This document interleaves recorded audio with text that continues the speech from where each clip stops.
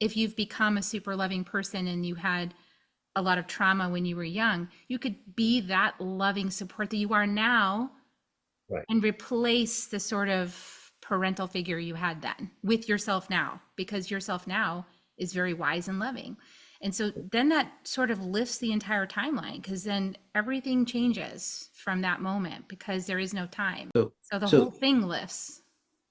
and that's perfect. So let's just, just refine it a bit where, so you say again, you got traumatized at 12, but then what happens is that traumatized person still exists today. So what we're doing and what you're talking about is like, wait a second, why don't we just go back and from an evolved perspective, because you're still carrying the limitations of that child into your new self.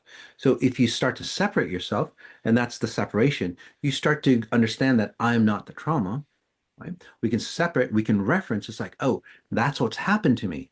And then instead of looking at it from, say, a kindergarten point of view that didn't know what was going on, you're going back in time.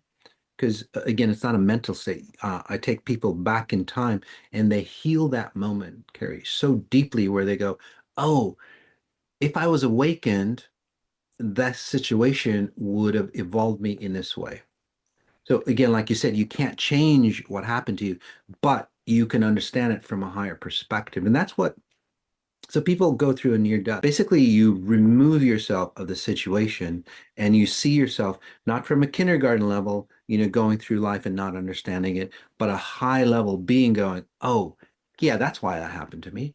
And then you understand it totally different. And then you go, oh, that's why it happened to me. And then you cherish those moments. You even cherish the trauma because it allowed you to say expand and accelerate. And then you close that moment and then your light, that's how you create light or more light.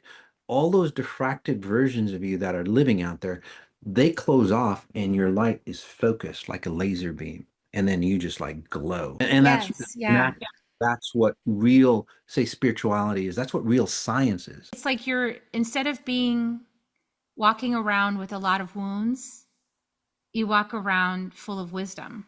And I think that's, the most beautiful thing we can give ourselves is the ability to be in wisdom instead of wounds, the ability to really let ourselves walk around as wise beings, as ones that have had the experience, and not only had the experience, but from the higher percent. This is something that, many people I work with, when they first start with me, they have trouble understanding, is that we